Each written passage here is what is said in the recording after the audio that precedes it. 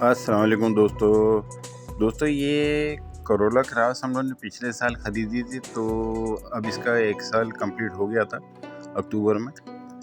13,000 kilometre चली है।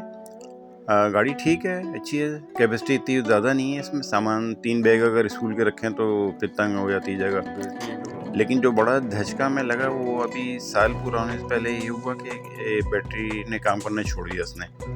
Charging हम लोगों ने करी थी इसकी जंपर लगा के, तो ये फिर चलना शुरू हो गई थी। कुछ टाइम तक इसने गुजार लिया था, लेकिन क्योंकि हमारा ड्राइवर था नहीं, हम गाड़ी भेज नहीं पाए थे डीलरशिप पर, तो ये फिर हमें इसकी पेमेंट करनी पड़ गई थी। तो आप इस पर ज़रूर नज़र रखें।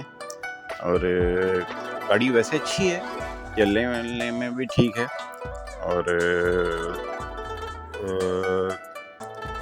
टायर का साइज़ बहुत अच्छा है, तो इसलिए जंप कम लगते हैं गाड़ी के अंदर।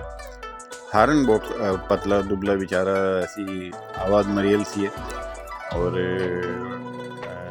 बैटरी का ये जो इशू आया था, ये इसे इनको टोयोटा वालों को ख्याल रखना चाहिए, अपने कस्टमर का दिल ना तोड़ें।